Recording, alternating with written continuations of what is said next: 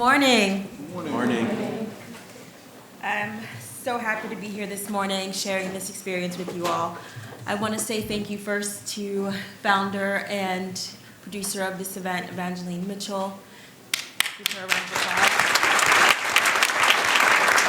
I also want to give thanks to the plethora of attorneys who have dedicated their time and will dedicate their mentorship and sponsorship to you all over the course of the weekend. And to Columbia University School of Law, by hosting this event, it is very evident that you're committed to diversifying the legal field and strengthening and widening the pipeline to law school. And thank you to all of you for making the commitment to be here this weekend. It's nice and frigid outside.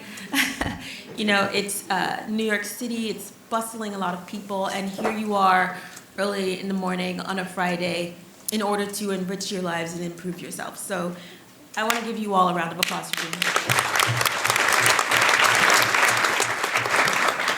So the day has just begun, and already so many attorneys and leaders have shared with you their wisdom and insight into what it takes to practice law and to become a lawyer. And it wouldn't surprise me if some of you are asking yourselves, what is it that I might share with you today? You might wonder, who is this seemingly accomplished person, and how could she possibly relate to me and my experiences? Those questions are fair, and they're understandable, because there was a day and a time years ago where I was in your seat listening to someone give a similar speech, and I thought, she has no idea, or he has no idea what my life looks like, and that sounds cool and easy, but I cannot imagine how I'm gonna get there. But here I am. And that speaks to what Attorney Owen said, which is perseverance. So I've asked myself what I want to share with you all that I think would help move your day and move you closer toward your goal. So the question of who am I? I'm Veronica Dunlap. I have my law degree. I also have an MBA in finance that I got the same time I was in law school. I'm the Director of Strategic Initiatives at the National Network for Safe Communities at John Jay College, just down in Midtown Manhattan. In my role, I drive the mission and the vision of the organization forward to help it meet its short and long-term goals. And because of the importance of my role, I travel frequently, meeting with criminal justice leaders, political leaders across the country to strategize on how to create better laws and safer communities for everyone in the nation, regardless of education, income, or zip code. And that is who I am today. But that is not where I started. I spent the first 16 years of my life in Baltimore, Maryland, until moving to Harlem. Baltimore, what's up? So I moved to Harlem when I was 16 to pursue a career as a professional ballerina with the Dance Theater of Harlem. And you're probably thinking, wait a minute, she just said she's a ballerina. How is she a lawyer now? She skipped some chapters. I'm gonna get there, and that's an interesting story. And it highlights the uniqueness of my background and how it influenced my career and where I am today. So in Baltimore, my father was his.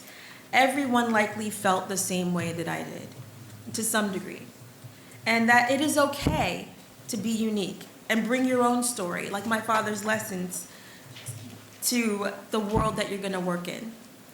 Each individual, student, faculty, and staff member at the law school added diverse perspectives and discussions on important legal topics.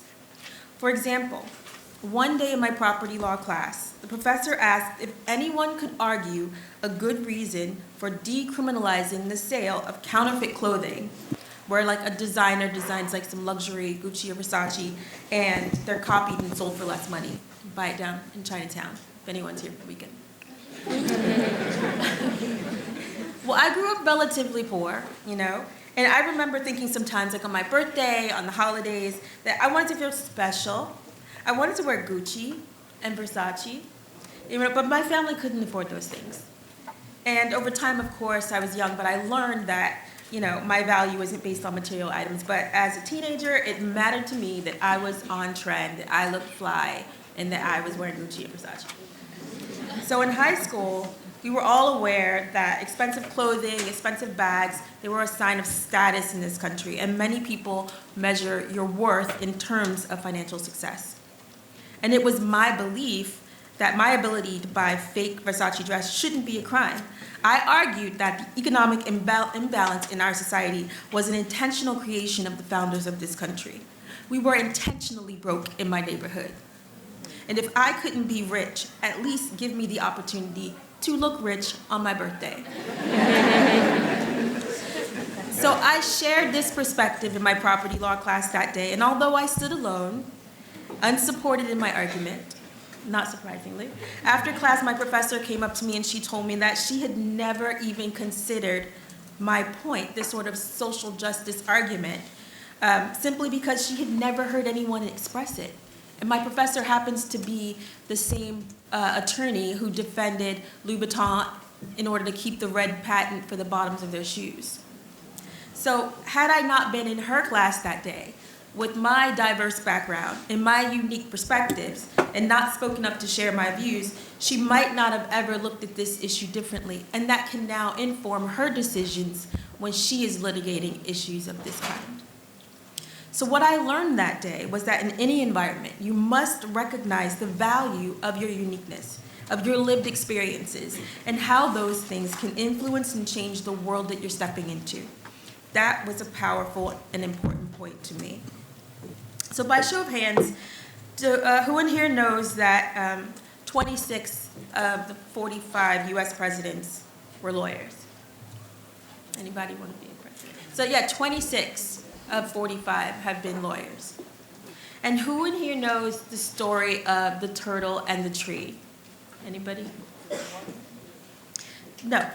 So if you pass a tree and you see a turtle on a low branch, warming herself in the sun, it's a nice day, you can bet that she did not get on that branch alone. Miss Turtle had help. And perhaps someone saw her slowly moving toward the roots and decided to scoop her up and place her on that branch.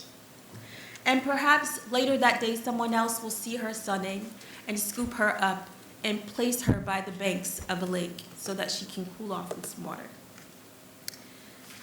And just by being in this room today, this room of privilege and prestige, I know for certain that you all have people around you who have invested in your success.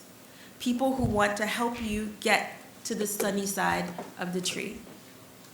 And like Miss Turtle, you have to find the courage to ask for help because the resources are out there for the taking. Or as my father used to say, you don't ask, you don't get. Resources can be scholarships, mentorships, fellowships, teachers, specialized programs, events like this, the internet, the list is endless. But it's up to you to seek those things out and to ask for help. No one gets here on their own. And so I guarantee you that in more cases than not, the effort you put forward to move toward your goal will get you where you want to go. So when Attorney Mitchell reached out and asked me to be a part of the 15th annual Blackprelaw conference, I made the commitment to be here today to personally invite you into our world. The legal world full of all the possibilities life can offer, should you choose to take advantage of them. And I leave you to the wonderful experiences you will have this weekend with just 2 bits of advice. Number 1, recognize your uniqueness. You have unique backgrounds, experiences, and perspectives that are so important to informing how our country governs itself. Believe that you can change the way we do things. We can change the laws we put in place.